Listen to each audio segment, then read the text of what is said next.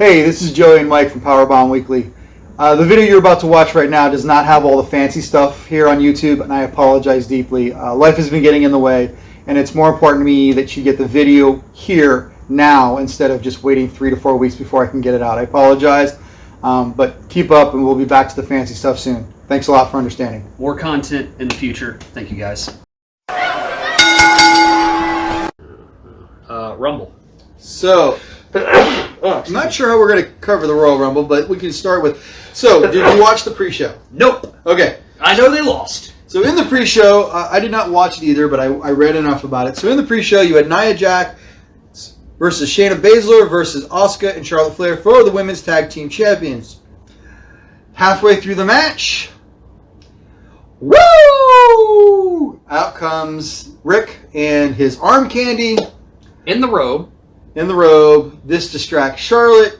Charlotte gets pinned by Nia Jax. Well, no. Yes. No. What happened is that then they got down to ringside, and then they started brawling, and I don't know what happened to Asuka because they've never shown it in the recaps that they showed, and then Charlotte attacks Lacey, which then Charlotte puts Shayna into the figure 8, which then Lacey hits her with the women's right, which then causes her to be knocked out for Nia to do a leg drop on the back of her head that looked awful, and then caused her to get the pin and win. Okay. So they literally had to kill her Hogan style to make Charlotte Flair go down. So now we have new, old tag team champions. Now, Rumble.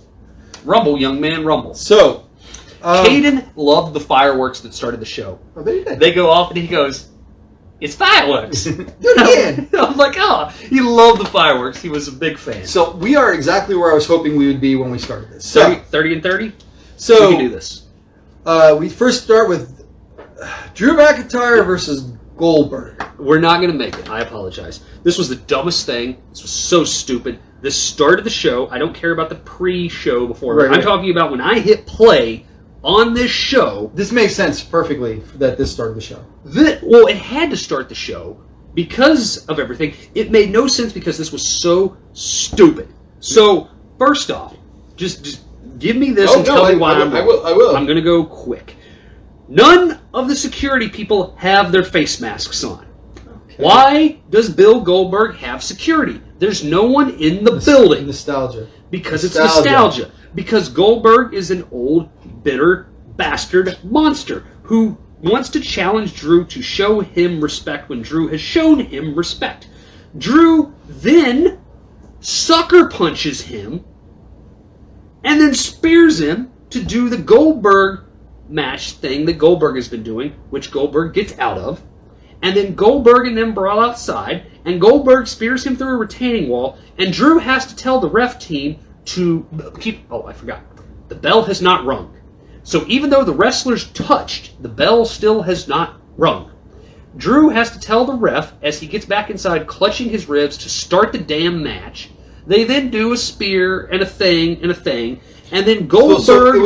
So it was a claymore. It did not look like any claymore. They were calling it a claymore. No. Goldberg picks up Drew to do the jackhammer and says he's going up. Goldberg looks like Bill Goldberg, but he cannot be Bill Goldberg anymore because he picked Drew up and Drew saves his own fucking life by kicking his feet over because Bill can't hold him up and comes down. Drew hit the mat before Goldberg left his feet. Yes. Goldberg, at least he didn't drop Drew on his fucking head and almost kill him like he did The Undertaker. Goldberg can't go. Okay? He can't. If you're going to use Bill, you need to put him in a tag match. Because the nostalgia of what Bill Goldberg was is destroyed. It is done. It is gone. I do not care if this man has a reality show about his fucking cars on whatever network. Do not ever book him in a singles match ever again. He can't go. And then after the match, they have a show of respect. Now keep in mind, Drew sucker punched him the start of the match. As I said, why would you shake hands with a man who kicks you in the balls? Is it my turn? Are you asking me a question or is it my turn? I'm asking you to tell me how I'm wrong. I'm not gonna This was a 1-star match. I'm not going to tell you wrong. At best. It was a 2.5-minute match that had 7 moves. Once the bell rang, you had because we counted it. It was a Claymore.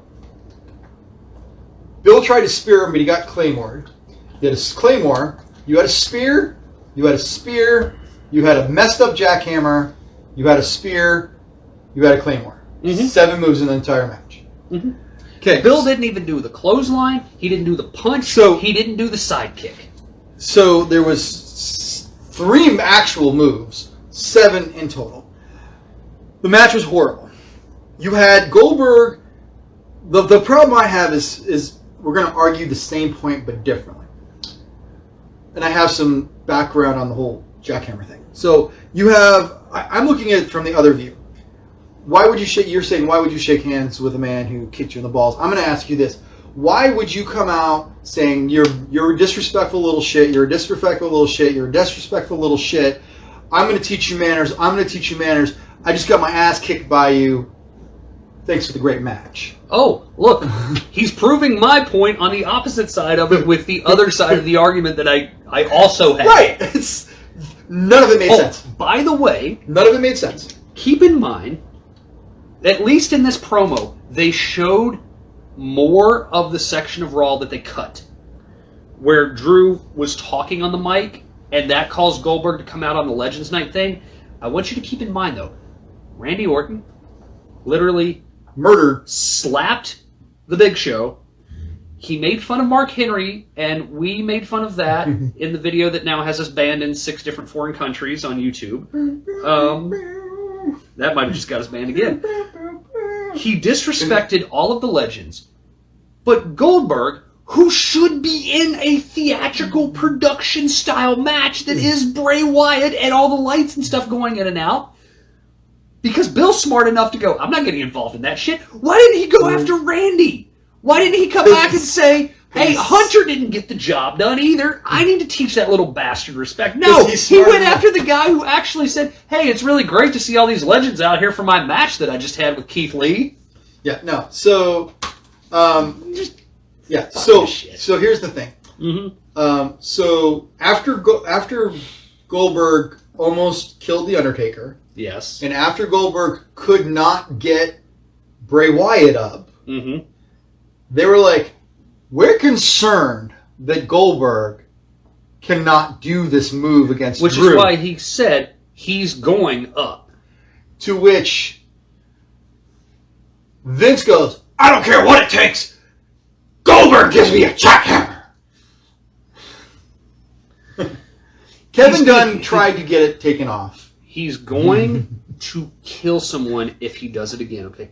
Be done with Bill. Yeah, I think so. Be done with Bill, okay? So if you're ever going to use him again, he has to be in a tag match. It was a where he can do spear, clothesline, sidekick, and if the guy, like Ziggler, is light enough and can bump for him, Stop picking up the big. Do not pick up Drew ever again. I saw Drew's the wife watched this with me, and she goes, "That looked like shit." Be like, "That guy just saved his life," and I'm like, "Yeah, Drew did." She goes, "No, that's what I'm talking about." She goes, "I watched him kick his feet over," and I'm like, "Yeah, now you're watching the same shit I'm watching for." Match 2: Carmella versus Sasha Banks for the SmackDown's Women's Belt. They cut a promo backstage. Fucking awful. Sasha is now a complete face. She's a 98-day champion. They say this like it's worth mentioning that she's held it for 98 days. Apparently, that is a huge accomplishment for her. That is a huge accomplishment for her. Apparently, it's a huge accomplishment in wrestling now that anybody holds the title longer than 2 weeks. I remember when guys held it for 1,000 days. Okay. Carmella's brawl is having issues. Carmella almost comes out. We almost see a little bit of Diddy now and then. She saves it. She has to fix it. This is stupid. Did you see what her entire wrestling gear is made out of Louis Vuitton? Whatever. Do you think she got it in Louis Vuitton, or do you think she got it down in Panama City and got the knockoff? I think she got the knockoffs, honestly, because Reggie gets ejected from ringside because no reason. He caught Sasha, which was dumb. And then the ref goes, "You're out of here." I was agreeing with Carmella, but yet almost got to eliminate people. We're going to talk about that in a minute. No, okay. I was like, I'm agreeing with Carmella. She's like, what? He did nothing wrong. That's why I said the heels should not have fair points, because they want to come back to this for some reason. And then Carmella proceeds to sandblast her face on the deck because she does a diving... misses. She does a diving... She didn't even do a crossbody. She just does like a diving spear outside. And for some reason, puts her hands behind her like Superman. Well, no, Superman's would have been out. She put her hands behind her like Wonder Woman flying through the air. And man, oh man, Sasha was too far back and too far to the left. And Carmella committed, so I will give her that. She committed to that move, and I mean, she basically just looked like a Mortal Kombat finisher. And she hit and rolled over, and you saw she had to have told Sasha that she was okay when they hit, because you see Sasha go on her right across her neck right there where she caught her. So this sucked. And then Sasha wins by submission, 1 1/4 star match. So who do you blame for that? I blame them both. Yeah, you know what? I blame Carmella almost 100%, because if you watch it back, Sasha hadn't even turned around yet. She had no idea this was coming. Sasha was not in position. She didn't. She probably knew everything was coming, but it was not right. This match sucked. Don't waste your time on any of this. Backstage, apparently Xavier lost on the pre-show to Retribution because they made a joke about it. I didn't know this. I didn't see it, and then I wrote down "Sorry, Joey." Sami Zayn then gets shit on by everybody. Kofi comes out, says he can't compete, and then but he's gonna be there in spirit. He's going to be there in spirit. Bad Bunny does his thing. I skipped it. History of the Rumble is so long. But the Bad Bunny, did you watch any of it? Did you watch any of the Bad Bunny? I only watched Miz destroy his stuff later. Okay. So the name of the song that Bad Bunny... Booker T. Booker T. And Booker T just stood there. He was in his and he's like, my God, is that the G.I. Bro outfit? He's in the G.I. Bro outfit, and he just stood there, which is what he does in the music video, I think, too, right? I've never watched this music video. I've never fucking heard of this guy, okay? No, and I couldn't understand. If he was singing G.I. Booker T, I could not... he's Latin. I couldn't tell. I've never heard of this guy, okay? And they're building him up as, like, the hot shit. Anyway, moving on. Match 3, Women's Royal Rumble match. They dug the corpse of Jerry the King Lawler up for this. Of course. Hey! Bayley shaved the words Cole into the back of her hair, and she comes out and she goes, "The hell are you doing here? I want Michael Cole here. I want him to see what I did to my hair." And when I win this, he owes me. Yes. Hey, I will tell you, I was very proud of Jerry. Because somebody put a shock collar on him, because he did not... He wasn't over-exaggerating. He said one thing that was so tame. He's like, I imagine this is what's heaven's like, only they're fighting over me. He did one Jerry Lawler 90s joke, but he didn't scream puppies or anything stupid like that. Jerry Lawler was good on the mic tonight. Okay, so I'm just going to do it like this. I don't want to go through everything. No. So I just want to do the 4. So Bayley. Okay, well let me do this then, please. Okay. So for those counting points, Bayley and Naomi started. Bionica. She was the freaking bionic woman this night. I'll tell you that much. She did a lot of laying around. So Belair was number 3. I am going to talk about just some high points. Sorry, Billie Kay came out and she wanted to. It was so great. What was great was her mic never worked, so we didn't have to listen to her. So she sat on the outside wanting to join other people. Shotzi Blackheart said no, tried to shoot her with the tank. Shayna Baszler looked at her like she was high. Tony Storm just looked at her and walked past, which was good. But Tony Storm looked so good. Tony Storm looked amazing. We talked about this earlier. And then Jillian came out. I forgot Jillian was a thing. We have 1 minute to get through this. No, we got plenty of time. Mm-hmm. Jillian came out doing her... Dad was like, "What is that?" I go, "That is WWE making fun of Britney Spears." I wrote down Jillian Hall looks rough.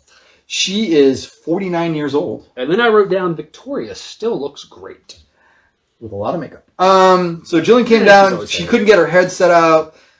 Victoria came out number 10. Santana Garrett, who was horrible in NXT and has not been seen since, she decided to show up. They called her Billy and Jilly. Because essentially the whole thing was that Billie Kay is looking for a partner to get into the ring with, okay? Because she wants to go in with a buddy. And everyone is like, nope. I moved on. And then she hangs out with Jillian Hall. Rhea Ripley was number 14 for Mike. This is my brutality! Number 15 I jumped out of the couch screaming at like 12:30 in the morning, and the wife was like, settle down. Number 15 for Dad was Charlotte Flair. They dragged out Nikki Cross at number 19. Lacey Evans came out with Ric Flair. They also brought out Tori Wilson, who I called and looked gorgeous. We haven't gotten to her yet. 21 was Alicia Fox. We're going to get... Which in impromptu 24/7 championship match in the middle of the Women's Royal Rumble. I guess I did miss her up there. I'm sorry. Yes, Tori Wilson was number 17. Tamina came out. Lana came out number 26. I thought for a minute that was going to be a thing.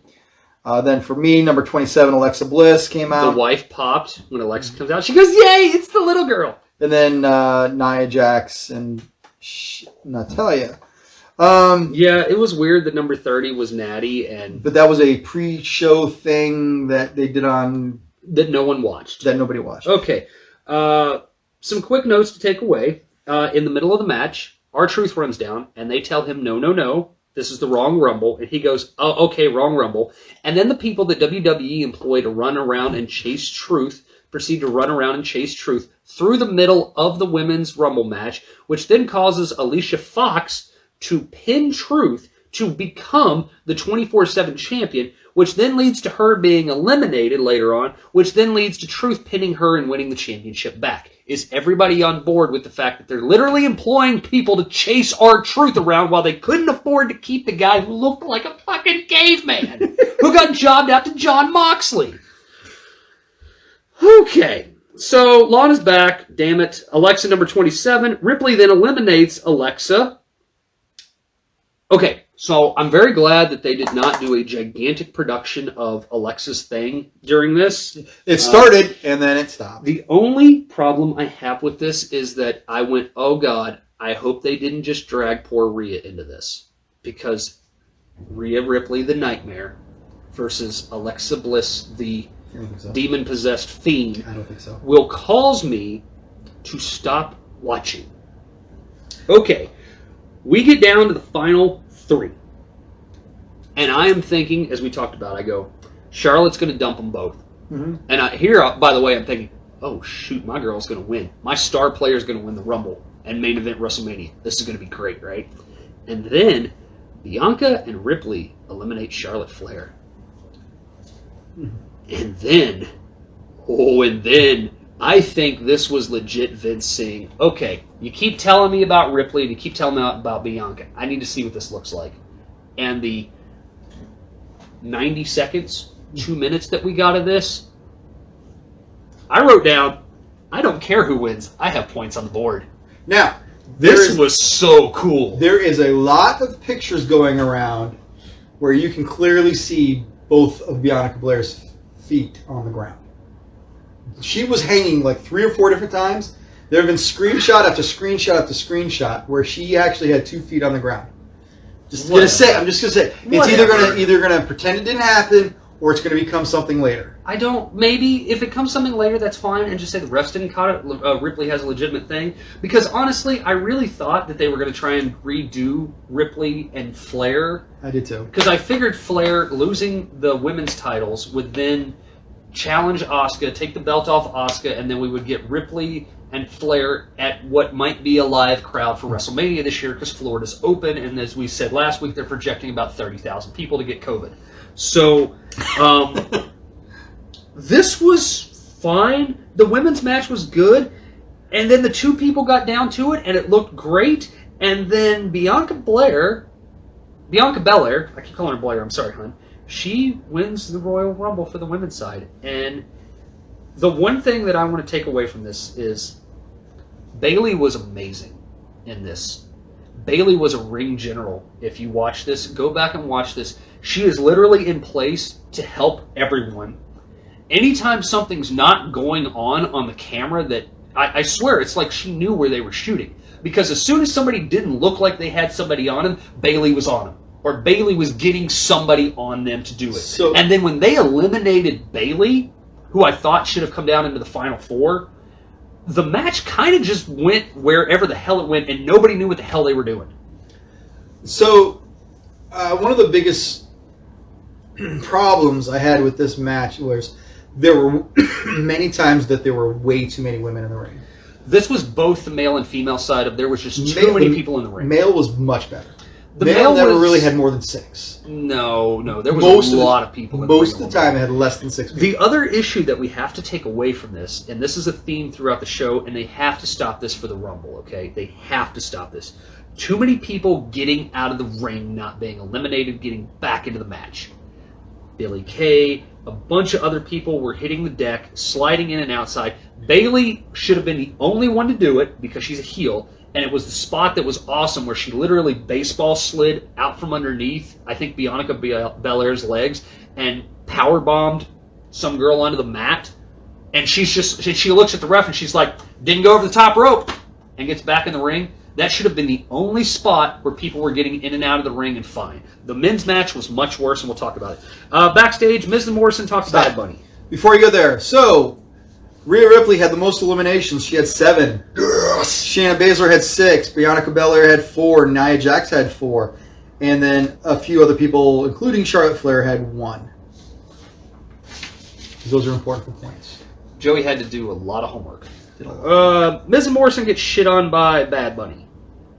Booker T has to get his catchphrase in. I bet that's part of his paycheck for why he showed up. Apparently, Asuka and Charlotte lost the tag belts. This is where they decided to recap this on the pre-show. Then Truth loses the 24/7 belt to Peter Rosenberg. JBL says what I'm thinking. He says, this is the worst thing to happen in wrestling history.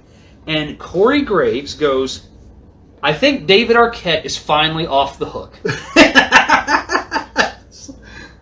So this morning, even they knew this was dumb. So this morning on Peter Rosenberg's show, Truth got it back. This morning, man. Oh, good. We're having wrestling title match changes happen on. Yes. Match 4: Kevin Owens versus Roman Reigns for the World Heavyweight Championship belt. So much wrong with this match. Take a shot. So much wrong with this match. So I apologize for saying this, but is the guy's name Greg Hamilton? Yes. Who was the ring announcer? Yes. So he looks like Sean Austin. He does a little. He does. With cerebral palsy. Does a little. That guy is the most... His haircut was sideways. It looked like he got ran through a pencil sharpener with his haircut. His face was just... It was off-centered and fat at the same time. Like, he looked like... He's been enjoying... He didn't always look that bad. He looked... He's been enjoying... Horrible. He's been enjoying his pandemic. He had a good He had a good voice. Yeah. To project. Don't ever shoot this man on camera again. If I'm going to talk about the women... The men on the other side need to work on this. KO's entrance was 1 minute and 52 seconds in total. Plus, they had a promo in the middle of it for their credit card scam. Roman's was 3 minutes and 15 seconds before he stepped in the ring. Why are you ticked? Because even the wife was like, why do you keep hitting pause? I was like, because I'm trying to track this. I might be off on my times. My point is that KO was in the ring in like 1 minute and 15, 1 minute and 50 with the credits and everything. Roman was 3 minutes and 15 before he ever stepped foot in the ring, and then posed for another 45 seconds. Superman punch right off the bat. Powerbomb, pop up right off the bat. Holy shit. Roman's spear on the outside, where he literally tornado speared KO. Amazing. Yep. Remember, somebody had to say it. It's all legal. Thanks, Cole. Roman, KO brawl to the upper deck of the Thunderdome. Roman throws KO off the Thunderdome through the table. They are actually a level higher than the last time. And he threw him at an angle into it. Super When I watched this, I said, this is where Ken Owens dies. Luck, because he hit and was like, and I was like, either he's selling or he landed on his hip. Oh, yeah. Man, that was cool. Something I noticed that I never noticed before, that's all carpet. It makes it look like cement But it's all, you can actually see that when they spent so much time back there. It was yeah, the only metal grating is the one on the main floor around the arena, from what I've seen, because I think that's where all the cables are taped down at. And then backstage, we get to see some really interesting stuff. Okay. Owens then randomly just starts stumbling off through the backstage area, and then he stumbles into the other half of the field that is closed off. They're in a baseball take two field. shots right there. So in a field like this that houses anywhere between, let's say, 40 to 60,000 people, this is a big arena. Typically in the wrestling shows, they cut it in half now because they can't sell the buildings out, right? Also, they're just shooting in an empty arena right at this point. This happens. I've also seen the fields cut in half for other sporting events because if you think 23,000 people at a baseball game is insane, see 70,000 people at a football game. Right. At a national championship or something. It's insane how big that arena can become, all right? So there's another ring in the back where they probably shoot. Practice? They probably practice. They probably work out. They probably shoot promos and things like that back there in the arena, take photos and stuff. It was crazy. So I want, if you don't mind. Yeah, go for it.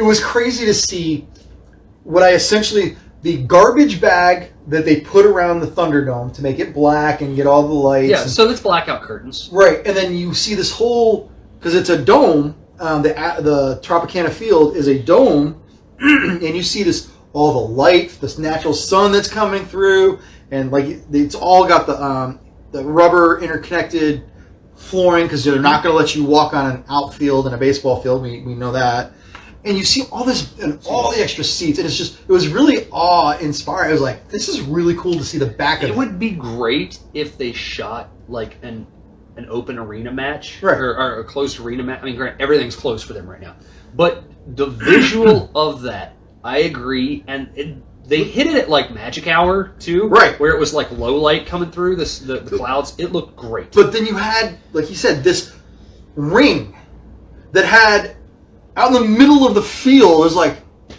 I wonder if that's like it almost like, let's peel back the curtain literally, like this is where they practice some spots because there was nothing else around it. It's a warm-up ring. It's there for warm-up. Okay. That's where the amazing thing. And then as KO's stumbling around, we got to steal something from AEW real quick. No, they've done this before. Roman Reigns runs Ken Owens down with a golf cart. And Ken Owens flips through the plastic window of the golf cart, smacking 5 months ago. Smacking Roman right in the face with the plastic hard thing, which I think that's where Roman got cut. We're going to remember that. Roman has a blemish on his face, right? They go through, they hit. The wife died laughing, and she's like, no, they didn't. And I'm like, yes. And she's like, he Happy Madison'd his ass. Or Happy Gilmore. He Happy Gilmore'd his ass. It was terrible. It was absolutely terrible. They basically just shot Ken Owens out of a cannon into a cinder block wall for this. It was a thing. And then they start to do some kicking, some punching. They lay Roman out on top of a painting table. Right. At one point. Which the one that was next to the extra announce table that was out in the middle of the... That was next there. And then, take a shot. KO figures out how to operate a forklift, raises a box, forklift. Yeah, he raises the forklift stuffed on it, and then climbs outside. And I completely laughed where, I don't know who the commentary was on this. I think it was Colin Graves. Yeah. He goes, what's he doing? And Graves goes, it's obvious what he's doing. Which I love when... I thought you had to have a permit to wear one of those things. Yes. And then he does a swanton off the top, through the table, onto Roman. And I thought, oh, this is where Kevin Owens kills himself again. Okay, because Owens can't help himself. Roman does a spear through... They get out. They're fine with that. They keep brawling for a minute. And then they make it back out on top of the entrance ramp. Roman spears him through the set. Now, before you go there, so they're brawling on their way back up through the backstage, and they get to the curtain. And they cut. But they cut because they're not going to let you see all the producers that are sitting in the backstage area. But also, there's a weird thing that happened here, okay? I might be wrong. They might have stopped it in quickly dabbed everything off. Roman's blemish on his cheek went away. You have to be wrong. And the back of his arm was bleeding. And then he wasn't bleeding from the back of his arm. Okay. Now, I might be wrong, and they might have just wiped everything down off of him to get him back out, because it might have even been paint residue from the table. I'm not 100%, but it looked like we literally stumbled into pre-tape. If that was the case, they would not have done what they did next. They would not have allowed the biggest botch in wrestling history. You cannot tell me that, because what he's talking about is the biggest botch in wrestling history. Roman comes out and he's got a pair of handcuffs wrapped around his fist, and he starts to lay out KO. And the point is that he's going to take KO and he's going to handcuff him down and just go to town, right? KO lays out Roman. Roman's on the ground. KO throws the cuff around Roman and runs him through the lighting area down there and handcuffs him, not to his hands, through the lighting rig, but handcuffs the one arm into the lighting rig, okay? Yep. Ref, remember, last man counting. 1, 2, 3, 4, 5, 6, 7, 8, 9. Roman grabs a hold of the ref one-handed, yanks him into the lighting section, knocks the ref unconscious. Great ref bump. Stops the count. Great ref bump. KO laid out. Paul Heyman comes in. And Paul Heyman, he's got the keys. And Paul Heyman, you know Paul, as soon as he tried to get back to where Ken hooked this chain at, was started just like panicking. You could see the sweat just start pouring off of Paul Heyman's face, because he goes, and nothing happens. And a ref starts counting. So Roman, smart. Say whatever you want about Roman Reigns. The whole point is he's down and he can't get up right. Roman gets up on his feet and starts doing this. And the announce team sees Roman covers Roman and says, he's technically made it to a vertical base. He's on his feet. The ref stops the count. The way they covered that was very good, because Paul is still trying to unlock the handcuffs. Now, yeah. Maybe I didn't catch the announce team through it because I was so busy groaning, and the internet is completely attacking this. Mm-hmm. But the referee, he was not on his feet yet. The referee got to 5. You kind of hear Paul a little bit, and then the ref does this to his ear and stops counting for no reason. And then Roman makes his way to his feet maybe 10 or 15 seconds later. Okay, so that might have played out. If this was pre-tape, none of that would have happened. This is true. None of that would have happened. So maybe they pre-tape shot something else in the back. They shot, I don't know.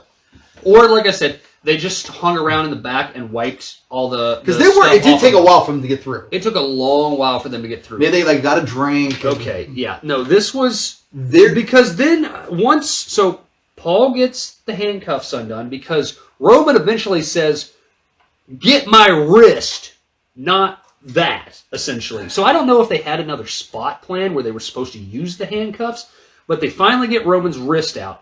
And Roman basically turns around on KO, who's waiting for everything to happen, and just jumps up and puts him in the guillotine and chokes him out. And Ken Owens is out on the ground, and Roman wins. Now, Roman is like, this son of a bitch, my wrist. Yeah. I don't know.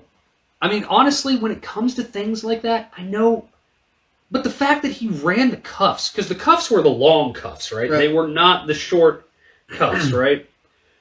I don't know why he just didn't drop the cuffs back there out of where you couldn't see it, where nobody was going to shoot it, and not actually hook it around something and cuff him in there. Unless KO was like, I'm going to fuck Paul Heyman and make him look like dog shit. Like, it made the whole... It took the steam out of the match. It killed it. It came to a dead stop. Honestly, so for this, I wrote down 2.5, because it really wasn't a great match to begin with. Right. It was just... It was two dudes doing a lot of punching, brawling, Yes. and going through crash pads. This is the fifth no holds barred, whatever you want to call it, match for these guys. Yeah. I Have they even had a regular wrestling match? No. Has everything been a stiff? Everything's been a stiff. There's now we noticed Jay was missing, right? Jay was not there. Jay is injured. Now, Jay is mysteriously injured. So the question that we have for this is, does Roman count as a win because he technically did not have interference? He just had somebody give him his own handcuff key. No, he won. So he won. Everything's legal. And that's right. Everything is legal in the last man standing match. But he didn't have Jay come out and help him, or nothing else happened, or anything like that. And KO got choked out. It was like, we've lost it. We're not getting it back. Finish it. Yeah, that's essentially what this was. So, match 5. The men's Royal High Edge, number 1. On this day, my wife was like, I'm happy he's back. Number 2, Orton. It's actually 1 Randy Orton, number 2 Edge. But No. Oh, really? Okay. Edge is number 1. Right. You're right. And then, number 3, Sami Zayn. Number 4 is Mustafa Ali. Now, the match starts with Edge in the ring. So he was in the ring. They didn't ring the bell. It was very awkward. Like I said, this is a big problem I have with this. The bell's not rung, but Edge is there. So before everything starts and the match is official, Edge goes out and says, "Fuck you, Randy," and proceeds to beat the hell out of Randy Orton. And literally nails him again and again and again and again and again, and beats his legs, specifically his knee targeted area, with a chair.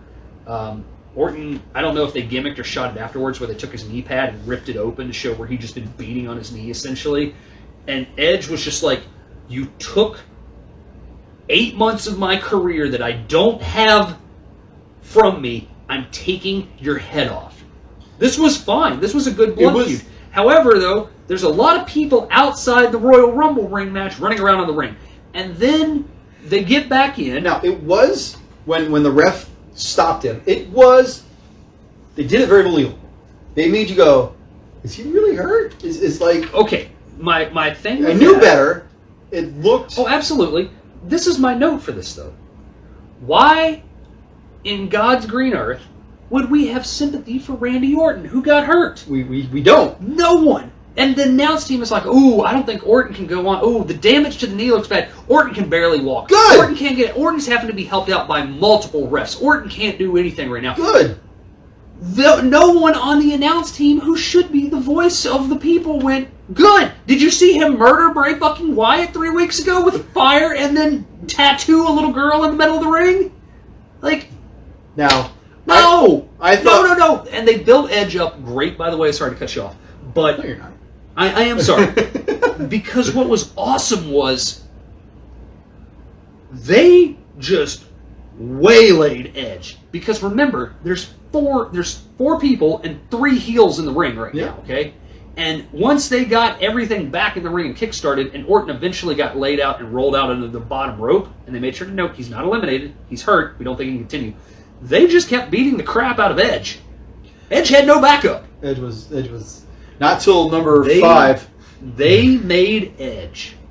They gave Edge the sun, the moon, and the stars in this match. And I cannot think of someone who didn't deserve it, who hadn't earned it. And the most important thing is Edge is 45? I looked it up. Okay. I looked it up. So let's say Edge is 45, okay? He can still go. And he can do all the same Edge stuff. Unlike Bill Goldberg, who can't go. This was so good. He's 47. Edge is 47 years old. He's pushing 50. He was amazing. And I don't know what TV show that is in the background right there, but that looked fun. Oh, that's that Yellowstone. Okay. It's got, Peacock. Okay, we're going to go real fast on this, right? Because we got a countdown time.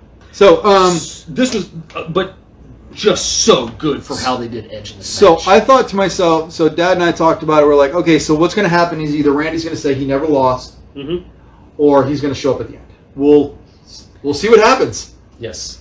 All right. So then you had a lot of people that we all have on our roster. You had Dolph Ziggler came out. So Jeff Hardy finally. Edge has got some friends. Dolph Ziggler came out number 6. Nakamura number 7. Jeff Hardy was eliminated very quickly after he came out. Yes. Number 8, Carlito. Carlito looked good. Then, Carlito looked like the best he's looked ever. and then I like how Nakamura tried to take the apple from him, or was that on Raw? No, that was on Yes, this. yeah. Because he's like, he's going to bite it, and then he's got the mouthpiece in, and Carlito's just like, what are you doing? And smacks the apple out of his hand. Because, the assholes always eat an apple. Yeah. Number 9 was Xavier Woods. Number 10 was Big E. Big E and the New Day wrecked it for a while. Yes, they did. And then Xavier Woods got kicked out. And then number 14, Priest came back. Yes! And I, comma that for a second. If you go back and watch last week's show, I said Ripley would win and be the magic number at 27, but I said she's probably going to be about 14. I was like, Priest will probably be around 14 too. They were both number 14. Then came Riddle at Thanks number for watching the show, WWE executive. Riddle came out at 16. Daniel Bryan came out at 17. King Corbin came out at 19. There's a whole lot of mic people in this ring. I just watched the points. Just ding, ding, ding, ding, ding, ding, ding. Bobby Lashley came out at number 22, and he wrecked house once he got in. The Hurricane. I thought that was...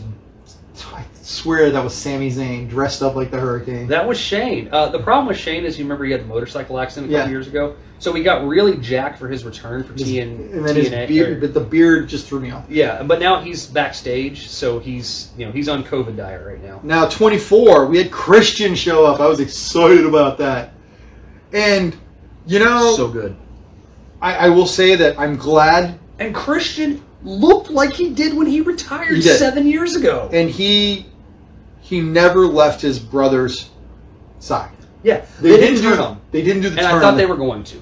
I thought they were going to, and he was going to go for the Unprettier on Edge to build more on Edge. But they'll get to that once we get towards the end. Then you got AJ Styles shows up at number 25. 27 is Sheamus. 29, I called it. Seth Rollins shows up. You did call it. So yeah, Seth as the Messiah, which As we the did not Messiah. I think was would like, happen. no. And which was weird because it looked like he was happy to be back, but not happy to be the Messiah, right? Yeah. Like then, I kind of felt like he was like, I'm glad I'm here, but I don't want to be the Messiah Right. anymore. I want to be Seth Rollins, the Kingslayer or something, And then, you still had the gear. You had the glove. And then number 30. Strowman. And when he came out at number 30, I went, oh God, Joey's going to win this. So it gets down to the final 4. I don't have who was the final 4. Were you? I don't have the final 4 on that, but the sequence essentially is really great where we're getting down to the wire, and they're trying to knock out... You've got Riddle, Strowman, Christian, Seth Rollins, the final 4. Riddle was amazing. They talk about the sequence with Daniel Bryan. Daniel Bryan and Riddle, I'll pay to see this all day long. Yep. The fact that they called it a sequence, though, kind of really upset me on Raw. But this looked amazing. Those two guys were great together. Stick them back in a program or something. Riddle needs a good dance partner because... Yeah. And then Riddle gets the help to get Lashley out, and then they get dumped out. Strowman eliminates a ton of people.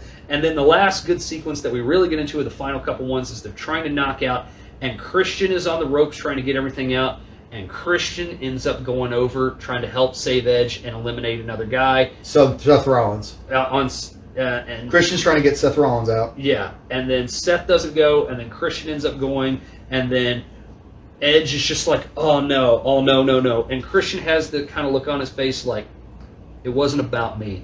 Right. He's like, it's about you. You then need to go win. And then Seth gets dumped by Edge. Yep. And he's about to like celebrate. And then the 3 most dangerous words in all of sports entertainment. Tries, gets denied, and thrown out the ring. Well, he RKOs him. Did he get the RKO off? He got the RKO off, and then he picks him up. And because I remember, so back up about minute and a half. And the wife's like, what's going down? And I'm like, well, they eliminated Priest, which sucks because that was my guy. I was like, but we're still doing good. I was like, as long as Strowman doesn't win, we'll be good. She's like, all right. She's like, who's going to win? I was like, well, Randy's going to win. She goes, what? I was like, well, remember Randy, he got injured, he's not going to come back. And she's like, oh, God, no. And then Randy came out, and I'm like, oh, God, no. And we were literally booing. This is how into it we were. Edge, this is what you gave me as a fan again. RKO, picks him up, goes. As soon as Edge sidesteps him real quick, I went, and he chucked Randy out, and Randy hit the floor, and me and the wife both jump up out. I'm on the floor. I'm laying on the floor because I'm playing with Caden, and she's on the couch, and we both jump to our feet and start applauding and screaming, and my son Caden goes, yay! Like looking around like, why is mommy and daddy so happy? Like he looks at the TV, doesn't really care, looks around at us, and he's just like clapping along with us. So you gave us a pop. And doing this means I ripped so much apart. It hurts at times, but I popped so hard. So did you have little tears when it did you have little tears like Edge did? I did. I felt so good at the fact that fuck you, Randy Orton. Edge won, and I felt good about what happened. So you know what season we're in now? 37. We are in WrestleMania season. I don't know if you knew that or not after watching Raw. So, Dad wants to know, do we get points every time our guy points at the sign? I said no. My question is, who's going to try and do the last-minute ditch effort and be like, I take Edge? So, let's talk about... So, that was Royal Rumble. Royal Rumble itself was decent. It was not the best Royal Rumble. It was by far not the worst Royal Rumble. No. There were some surprises. I read online that it was all about the past instead of the future is what their vision was. They weren't going to bring a lot of people from the past out. They wanted to bring newer stars in. They brought NXT people up. Shouldn't you mean that means that it's about the future, not the past? That's what is that not what I said? You said it backwards. Okay. You said it was all about the past, not the future. I was like, but there was like 3 past guys. If you felt the locker room was extremely positive and excited about the Royal Rumble because it was not being rewritten at the last second because Vince was not there. He was dealing with his brother's estate. So everybody really liked how everything was running. So the key is get Vince out of there before he destroys everything, because that was great. And then the Rumble, the sequences, everything looked good. Everybody looked strong. There was really no stupidness in it except for the Randy thing, and they covered that by not letting Randy Orton win. Yes. We've learned from... Oh, wait. Hold on. It says we're still alive. All right. Timeout. Cut splice. No, we're still alive. Okay, good. Sorry, we had a crash over here. We thought we had a crash. Yes. Anyway, yes, Rumble was fine. Everything was good. And then let's talk about how Raw took a gigantic shit.